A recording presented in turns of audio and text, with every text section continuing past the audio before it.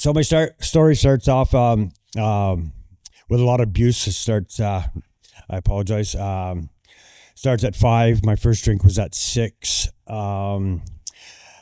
Sexually abused by a teacher, raped for a year by a male teacher, then at 9, and then babysitter at 10, a female, and then I came from a family of alcoholics and drug addicts, and on both sides, and a lot, like, from my stepfather. He abused me every chance he got because he was a drunk, and I wasn't his son, and my mother was blind to it all. I went to Children's Aid at 13.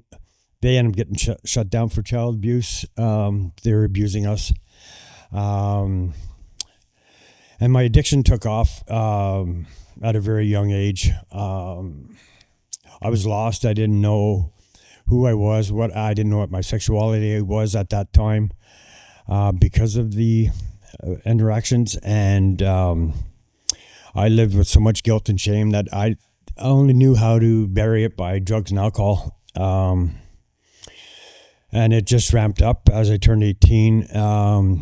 Then I lost my father when I was 20. He died from brain aneurysm. He was lucky enough that he just didn't wake up, and he was like 42. 25, I lost my son Dylan in a car accident.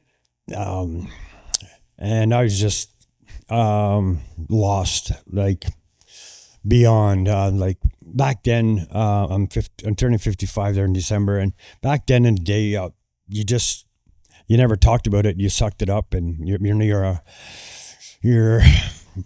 if you cry, you're not a man, right? So I never cried. I cried inside. I have so many scars inside that are healing all the time, but it's the ones they're the hardest. I didn't mind getting a beating, and I could take that, but this what was going on inside of me was killing me. I was fortunate enough to I have 2 beautiful girls, Brooke and Taylor. They're 29, 27 now, and 5 grandkids.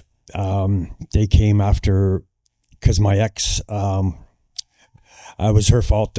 I don't blame her now, but it did back then. It was her fault that the car accident, and then she turned and got in a car accident and then lost Dylan.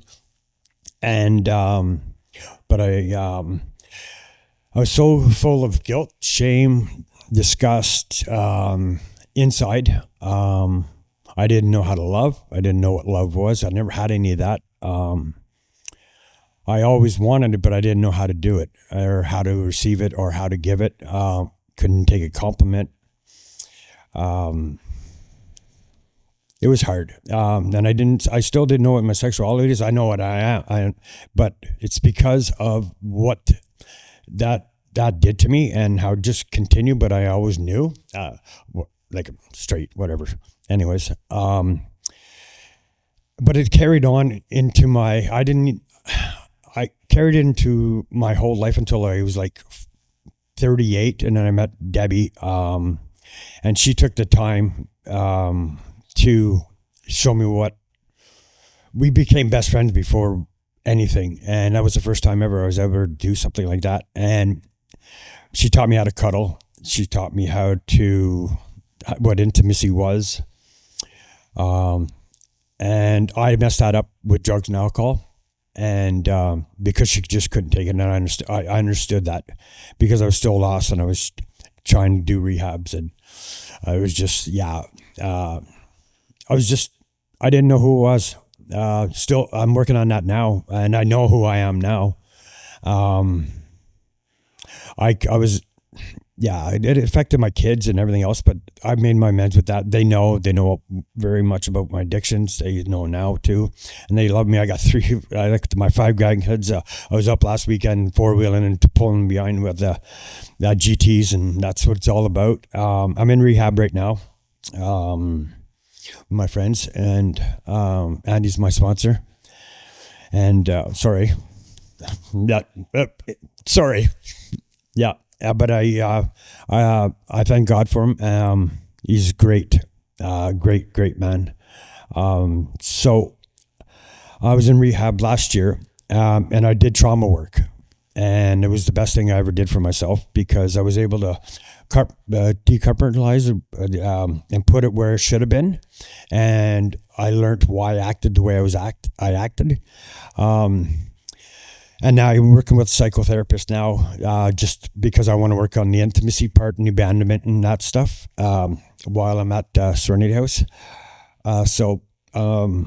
It's, yeah. And ever since Debbie, I've never been I loved her more than I knew what love was with her. And I didn't love my ex. I realized that I never loved her. And with the mother of my kids. Haven't had it since, but that's okay. Just because I've been so lost, I didn't want to judge anybody through what I was going through. And when I'm using and everything else, who wants to be around somebody that's healthy? And, I didn't. So when I was in detox, I wrote this to myself.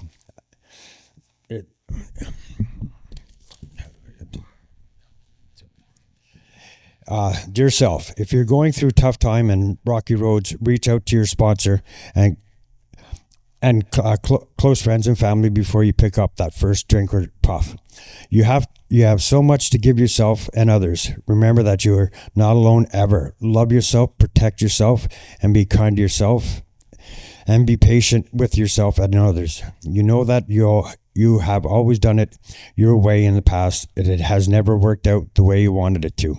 So surrender and remember to breathe and breathe again, because you are so worth it, and finding love, joy, because you are, and forgiveness to yourself to be able to continue your new way of life of being clean and sober, grow and flourish to the man that you know that you are. Don't worry so much about the little things and take what you need and leave the rest. The next right step and grow from your hard work. It's time to be brutally honest with yourself and the new people that you have surrounded yourself with.